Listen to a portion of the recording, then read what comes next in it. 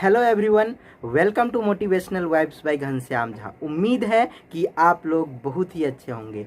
आज का हमारा टॉपिक है one thought can change your life. एक विचार जो है वो आपकी जीवन बदल सकती है।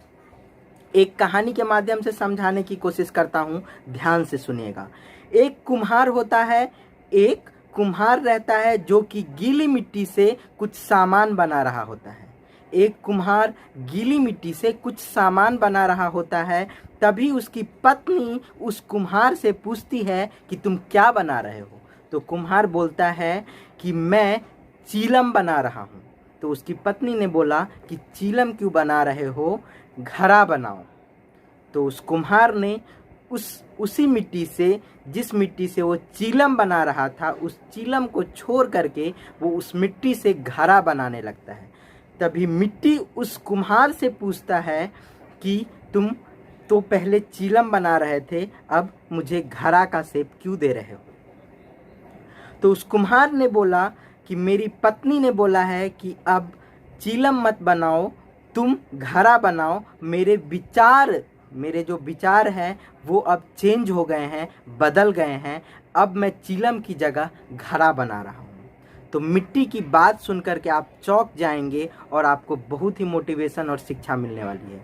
वो मिट्टी बोलता है कि तुम्हारे तो सिर्फ विचार बदले हैं, मेरी पूरी जिंदगी बदल गई। पहले चीलम बनती तो खुद भी जलती और दूसरों को भी जलाती, अब मैं घड़ा बनूंगी तो खुद भी शीतल रहूंगी और दूसरों को भी ठंडक पहुंचाऊंगी। तो एक विचार जो है वो आपकी ज़िंदगी को बदल सकता है। अगर अच्छे विचार हैं तो आपकी ज़िंदगी ऊंची उठ जाएगी, और बुरे विचार हैं तो आपकी ज़िंदगी को वो नर्क से भी ज़्यादा बदतर कर सकता है। आप लोगों ने डाकू अंगुलीमाल की कहानी सुनी होगी, मैं फिर से आप लोगों को बताना चाहता हूँ।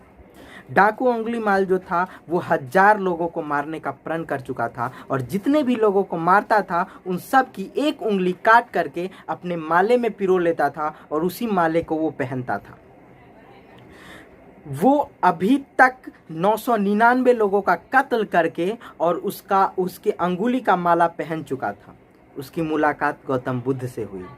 गौतम बुद्ध एक बार उसी रास्ते से जा रहे थे जिस रास्ते में अंगुलीमाल पड़ता था। अंगुलीमाल ने प्रतिज्ञा की थी कि वो 1000 लोगों को मार करके उसके अंगुली को काट करके और अपने माले में पहन लेगा।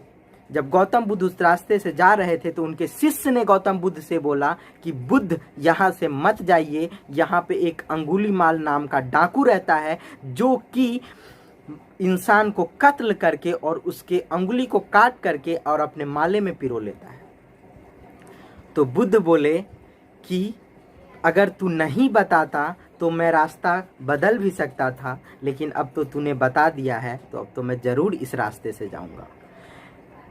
बात यहाँ तक पहुँच गई थी कि कभी कभी डाकू अंगुलीमाल की माँ उस डाकू से मिलने के लिए जाती थी, लेकिन हालत यहाँ तक आ गई थी कि अब उसकी माँ भी डरने लगी थी, क्योंकि 999 लोगों का वो कत्ल कर चुका था। और उसकी माँ को ऐसा लग रहा था कि काश अब मैं जाऊंगी तो शायद मुझे भी ना मार दे। लेकिन ऐसी हालत में भी गौतम बुद्ध उसी रास्ते से चल पड़े जिस रास्ते में अंगुलीमाल रहता था। गौतम बुद्ध चलते गए, वो स्थान आ ही गया जहाँ पे डाकू अंगुलीमाल रहता था। डाकू अंगुलीमाल ने देखा कि एक बहुत ही निर्भीक और तेजस्वी इंसान उसके सामने आ रहा है। डाकू अंगुलीमाल ने बोला, रुक जा, ठहर जा, वरना मैं तुझे मार दूंगा। क्योंकि डाकू अंगुलीमाल देख रहा था कि इतना निर्भीक आज तक उसके सामने कोई नहीं आता था, क्योंकि जब कोई दूसरा भी इंसान आता था डाकू अंगुलीमाल के सामने तो डर के मारे उसकी हालत खराब हो जाती थी, उसकी घिंगी बच जाती थी और वो परेशान हो जाता था। लेकिन यहाँ पे बिल्कुल ही उल्टा था। गौतम बुद्ध क्या मस्त चाल से उसके सामने आ रहे थे, बिल्कुल भी निर्भीक थे, डर की एक भी निशानी नहीं थी। मुस्कुराता हुआ चेहरा था, तेजस्वी चेहरा उसके सामने आ रहा था। डाकू अंगुलीमाल परेशान होते जा रहा था कि ये इंसान ऐसे कैसे हो सकता है, क्योंकि आज तक कभी उसने ऐसा देखा नहीं था। जो भी लोग आते थे वो डरे हुए रहते थे। डाकू अंगुलीमाल फिर से बोला, रुक जा सन्यासी, रुक जा, अगर तू यहाँ पे आया तो मैं तुझे मार दूंगा। तो गौतम बुद्ध बोले कि तू ठहर जा, तू रुक जा, मैं तो कब का रुक गया, मैं तो 50 साल पहले रुक गया। ये बात सुनने के बाद भी डाकू ने बोला कि तू कोई अच्छा इंसान लगता है, तू रुक जा वरना मैं तुझे मार दूंगा। गौतम बुद्ध तब तक उसके सामने आ गए थे और गौतम बुद्ध ने बोला कि ठीक है, तू मुझे मार दे, डरता कौन है, लेकिन मारने से पहले मेरी एक शर्त है, वो शर्त तू पूरा कर दे और इसके बाद मुझे मार देना। डाकू अंगुलीमाल ने खड़ग उठाया और बोला, क्या शर्त है तेरी? तो गौतम बुद्ध ने बोला कि ये जो डाली है उस डाली को काट दे। अंगुलीमाल ने एक झटके से अपने फरसे से वृक्ष की डाली को काट दिया। गौतम बुद्ध ने फिर से बोला, अब इस डाली को जो तूने काटा है इसे फिर से वहीं लगा दे जहां से तूने इसे काटा है। अंगुलीमाल ने बोला, भला ये संभव नहीं है, ये कैसे संभव है, ये डाली तो एक बार कट गई, अब ये कैसे जुटेगी? गौतम बुद्ध ने बोला कि जिस चीज को तू जोड़ नहीं सकता उसे तोड़ता क्यों है? जिस लोगों को तुमने मारा है उसे जिला नहीं सकता तो मारता क्यों है? तू तो 999 लोगों को तुमने मार दिया, एक को भी जिला करके दिखाओ।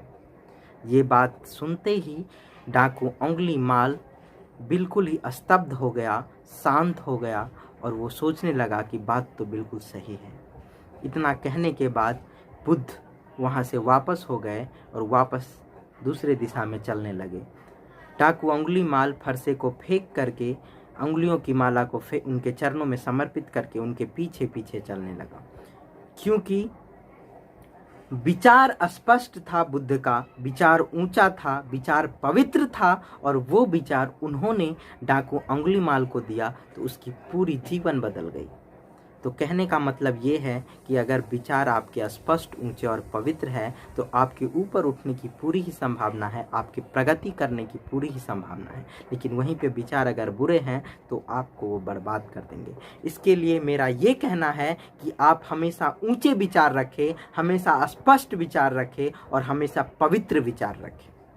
Thank you so much guys, कहानी को लास्ट तक देखने के लिए थैंक यू सो मच। मिलते हैं अगले वीडियो में। प्लीज़ अगर आपको मेरा ये मोटिवेशन अच्छा लगता है तो हमारे चैनल को सब्सक्राइब कर लीजिए और अपने फैमिली में, अपने दोस्तों में हमारे चैनल को शेयर कीजिए ताकि ज़्यादा से ज़्यादा लोग मोटिवेट हो सके और ज़िंदगी में कुछ अच्छा कर सके। Thank you so much. मिलते हैं अगले वीडियो में। Bye bye.